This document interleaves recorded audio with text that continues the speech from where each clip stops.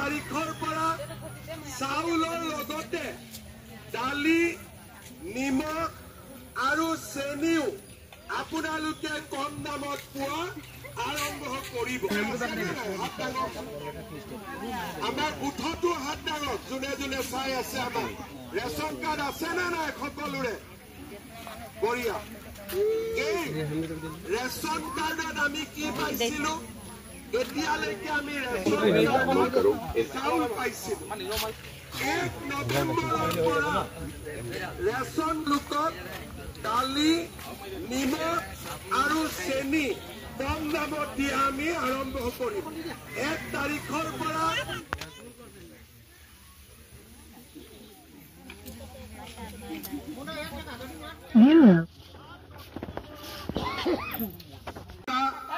শ্ৰীমতী অজন্তা বিজুলী কলিতা মেধি ডাঙৰীয়ানী,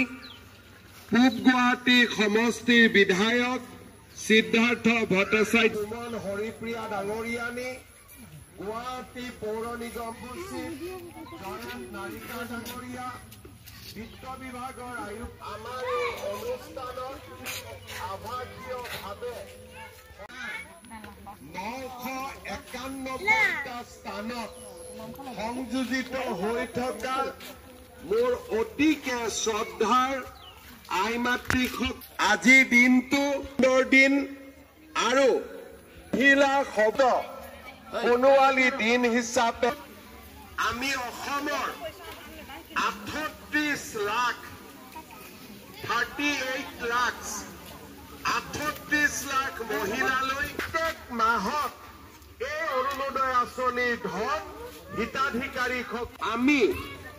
2020 চনত মোৰ মনত আছে, তেতিয়া মই অসমৰ বিত্তমন্ত্ৰী আছিলো আৰু কোভিডৰ পৰিৱেশত বহু মানুহে দৰিদ্ৰতা খাবতি লৈছিলে। দুখীয়া মানুহৰ দোকান পোহাৰ বন্ধ হৈছিলে। দুখীয়া মানুহৰ ব্যৱসায় স্থবিৰ হৈ পৰিছিলে আৰু বহু দৰিদ্ৰজনে নিজৰ সৰ্বস্ব বিক্ৰী কৰিবলগীয়া পৰিৱেশৰ সন্মুখীন হৈছিলে। তেনে এক পৰিৱেশত আগষ্ট মাহৰ 2020 তাৰিখে আমি প্ৰথমবাৰৰ বাবে 830 টকা মাহেকী যোগান ধৰি আঁচনিখন আগবঢ়াই নিয়াটো আপোনালোকে বিচাৰে নে নিবিচাৰে? অসমৰ আই মাতৃসকলে আৰু তেওঁলোকৰ পৰিয়ালৰ লোকসকলে মোক কৈছিল যে মামা দাদা, ইমান দিন অসমত যে চৰকাৰ আছে আমি গম পোৱা নাছিলো। প্ৰত্যেক মাহৰ 10 তাৰিখে যেতিয়া বেংক একাউণ্টত এই টকাকেইটা সোমাই, সিদিনাখন আমি অনুভৱ কৰো যে অসমত আমাৰ বাবে কাম কৰা চৰকাৰ এখন আছে, আমাৰ বাবে চিন্তা কৰা চৰকাৰ এখন আছে। ৰাইজৰ মতামতক মই আশীৰ্বাদ হিচাপে গ্ৰহণ কৰিছিলো আৰু অৰুণোদয় আঁচনিৰ ধন 830 টকা। সেই সময়ত বহু লোকে মোক কৈছিলে যে আমাৰ অৰুণোদয় আঁচনিৰ সংখ্যা বঢ়াব লাগে। আমি লগে লগে সিদ্ধান্ত ললো যে 18 লাখৰ পৰা আমি অৰুণোদয় আঁচনিক 28 লাখলৈকে বৃদ্ধি কৰিম আৰু তেনেকৈ 2022 চনৰ 14 নৱেম্বৰত আমি আৰু 10,54,000 হিতাধিকাৰীক লৈ অৰুণোদয় দ্বিতীয় আছে। মই মিটিঙত দেখিছিলো যে আধা মহিলাই হাত দাঙে অৰুণোদয় পাই আছো আৰু আধা মহিলাই হাত দাঙে অৰুণোদয় আমি পোৱা নাই। মই মনতে ভাবিছিলো যে অহাবাৰ যেতিয়া বিধানসভাৰ ইলেকশ্যনত আহিম ৰাইজক সুধিম কিমানে অৰুণোদয় পাইছে অন্তত 90 গৰাকী মহিলাই হাত উঠাব লাগিব যে আমি অৰুণোদয় পাইছো আৰু সেই কাৰণে আমি সিদ্ধান্ত ললো যে অৰুণোদয় তৃতীয় আমি আৰম্ভ কৰিম আৰু